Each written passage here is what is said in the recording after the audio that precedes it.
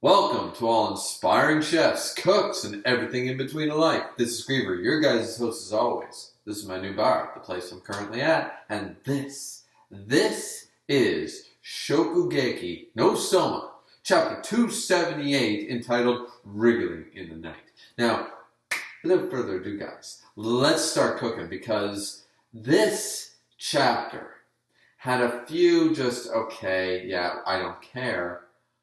But now, finally, please, during the whole Megami and Soma in the case files, stupid filler thing in between the transition between the arcs, we started to build something. Those chapters weren't that great. It felt like filler. But at the end, when we had the reveal of Midnight Chef's Dark Noir, they're going to start attacking Japan from all fronts. We had the buildings, the buddings of greatness, and we could follow all these new characters. We could follow the Elite Ten as they did battle with people on par or better than them. Just after they survived the Regiment de Cuisine and they thought peace was assured. No, another war has started, an underworld war, something that is not spotlighted, but something that is dark. It is dirty, and we are ready to fight with our new council of Elite 10, and they dropped the ball. In my opinion, they dropped the ball on this, because then they went, okay, well, yeah, we defeated the Noir Chefs, there's no big deal, we'll move on. So they fodder-diffed the main new antagonists. That's great. Not the way I would have structured it. However, right here, in this chapter, we have a second opportunity to make this arc something worthwhile. Something, to me, that is a little reminiscent of Air Gear. If anybody knows that manga, it's an older manga. Not that old, but it didn't gain the popularity it should have, but it did get enough to have a full, complete story, which I really enjoyed. It got weird near the end, but still. It reminds me of a little reminiscent of that in the structure of the way they're going about this, and I don't mind that because I don't mind looking at the potential that was there for Air Gear. I can see the potential now for Shokugeki no Soma in the way they're managing this arc, because the chapter basically goes on to showcase that the person that snuck up behind Reina was a nobody, just a fan who wanted an autograph, no big deal. We see that Suzuki walks away after leaving Soma with the news of, Reina's gonna leave you, bud. Like, I'm trying my best here, she's gonna leave you. And Soma's just a little like, he's more concerned than usual over this. And by rights, he should be. It's finally time for him to have a little bit of that maturity, because we've seen it before, but it was always during serious situations. He would always, put on the smiley face, the no pupils eyes and the big shit-eating grin.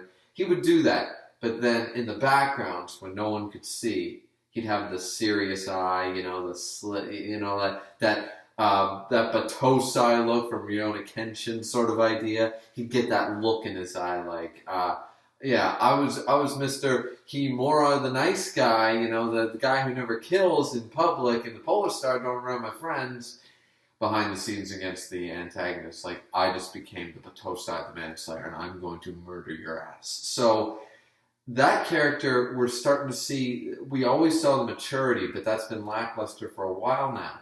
It's finally time for him to show the maturity in regards to Arena. And it's good. It's good to see, because here he's actually concerned, showing some honest concern. He read the words for their face value. I went, you know what?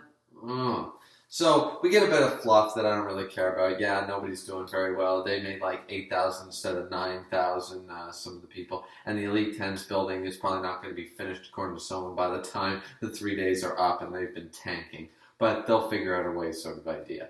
Bunch of fluff there, no big deal. Now this is where Soma thinks about Arena a little bit and says, you know what, I'm going to go for a walk and drop in on her. So he catches Arena on a balcony, and she is looking pretty as always, And it's surprising because right now she's in like a granny knit needles sort of thing.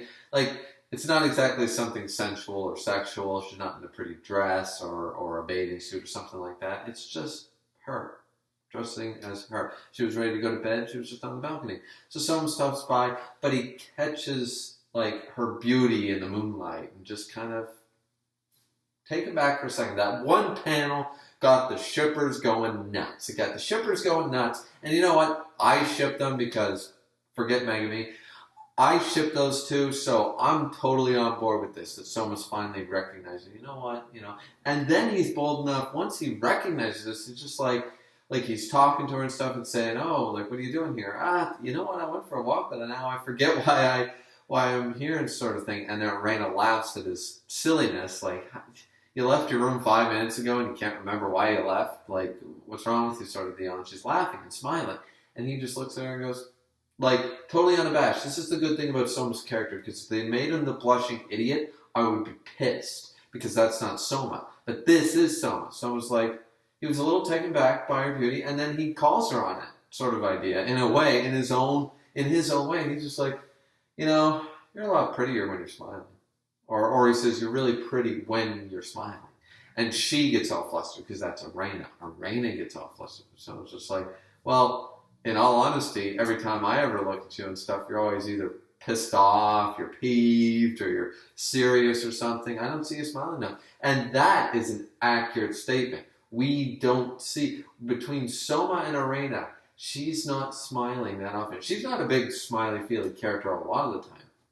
She usually has her ice queen demeanor and stuff for the most part. And if not that, she's emotional, and but not in a happier way.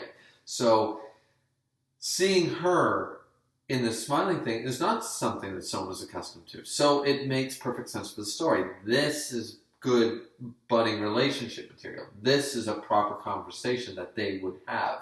It's not overly fluffy. It's not overly like, okay, we're just going down. We've turned the shonen aspect into the romance drama aspect. No. This is good. And once again, guys, I'm a sucker for romance manga. I read all the top romance mangas when they come out. I read them. So trust me, I like my romance. But the core of this is still shonen. We have to stick to that with romance as a side. Perfect example of this is Inuyasha. I love the love relationships between Moroku Sango and Inuyasha, and the triangle between Inuyasha, Kagome, and Kikyo, respectively. However, if Inuyasha stopped fighting demons for 50 chapters, I'd be pissed. Just saying. So, in the same sense, this is still a shonen, we still need to keep to that. Now, they have their fluff and stuff, and it's very nice and stuff, and she basically says, well, Soma goes on to say one key line, just like, are you planning to go anyway? So he is afraid. He does not want her. He probably doesn't realize it himself exactly what he feels. I mean, once again, he's not like he's 25 or something like that. He's not wizened and old. He is, when it comes to girls, he's a little more oblivious, even though he can be serious and mature when the situation calls for it. In this regard, he has very little experience. So, when he just looks at her and kind of says, you're not planning on going anywhere, she goes, no, not for the foreseeable future. He's like, good, because I am going to, once we finish this stuff, and once, and Arena says, even though you're down right now, trust me, you always find a way to make it work. He's like, damn right I do, and once I'm done, I'm coming after you with another challenge. It's like, you want to get beat again? And they have the usual banter. And he's leaving there pumped, good aspirations. He just says, all right, we'll see you tomorrow sort of idea. Wait for me, I'm going to make you a great dish. And, he takes off. Then the shit hits the fan. And this is what makes, once again, this chapter really good, because I ship Soma and Uranus. This was a really good chapter to showcase that and stuff. And the red herring with the end of the last chapter, who is that sort of idea, I don't mind that kind of being dropped for this. This is far better. The last half of the chapter is clear gold. It's well, not gold, but it's really good. It's well paced. I have no complaints about the later half of the chapter, And then, so she gets captured, and then here's where we get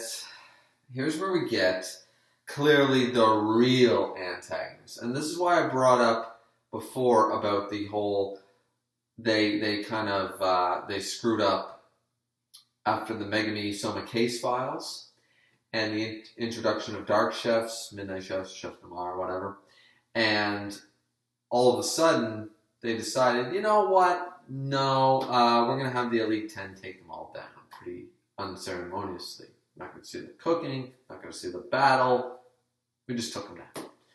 So I understand that those were kind of midnight chefs on a level, but the problem with this is that they showcased every midnight chef as his own singular entity. Each one of these midnight chefs should be on par or better than like an Elite 10. They should all be Elite 10 quality according to the description of them. So it's kind of, that's what pisses me off, is that these characters fodder diffed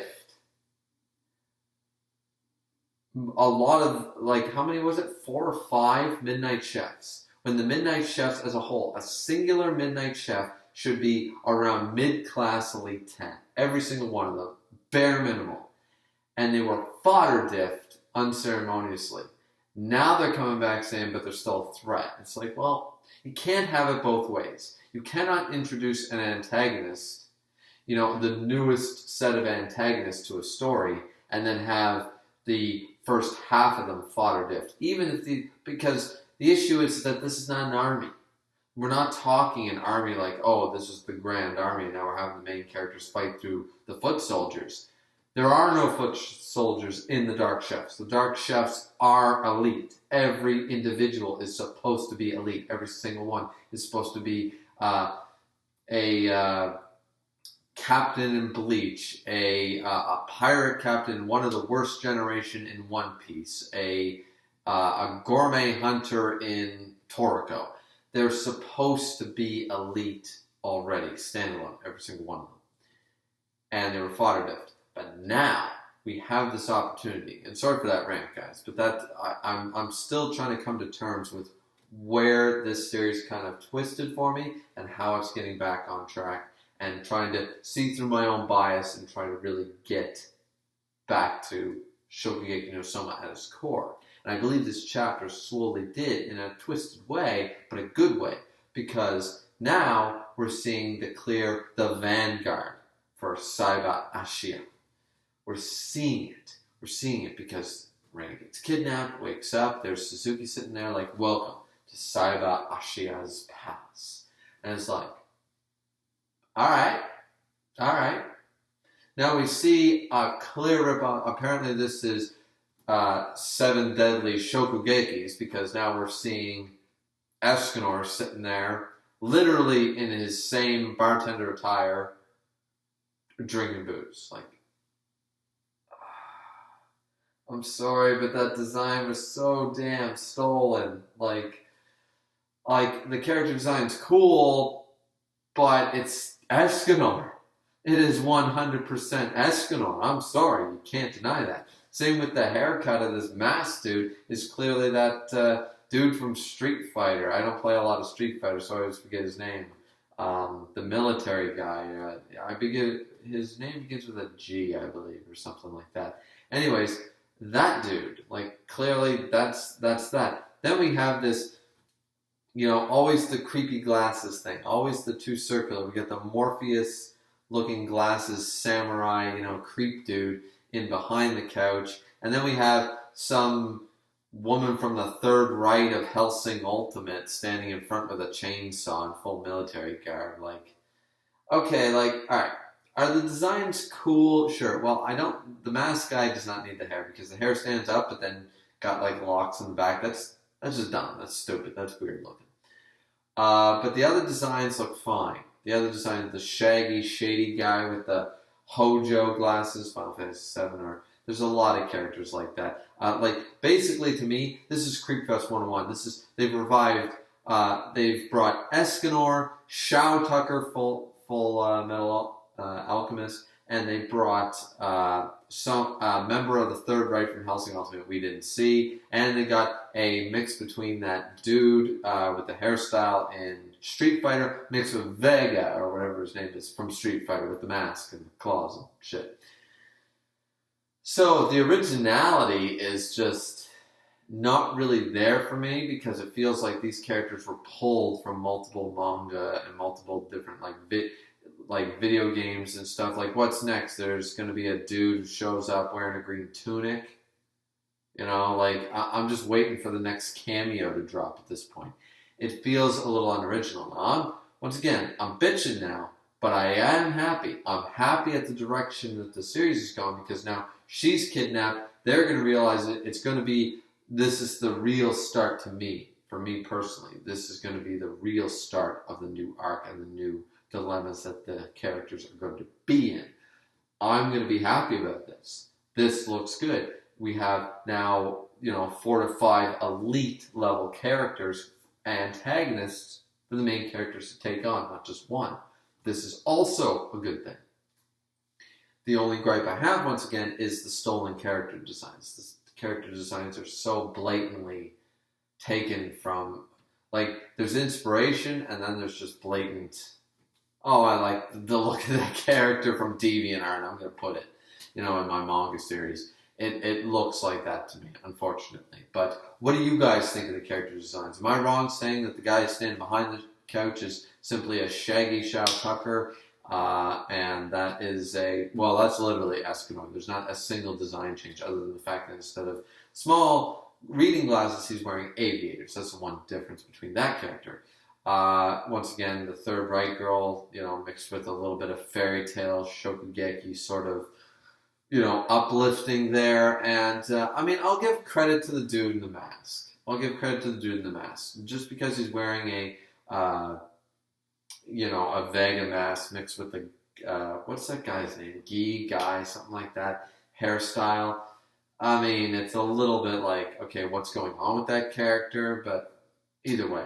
I like the chapter, guys. I really did. I think that this is the right direction to start taking this arc. It's time we set up some actual stakes, because really, once again, hit by hit, the chapters have been meh to at best, and it's been too many weeks and months going like this way. We should be seeing greatness once again. So that's my review. That's the end of the chapter, guys. What did y'all think? Did you love it? Did you hate it? Please like, subscribe, comment as always. Always very much appreciated. And this has been Griever with your Shokugeki no Soma, also called Food Wars, Chapter 278, Chapter Review. As always, guys, drink responsibly. See you back here next time. See ya.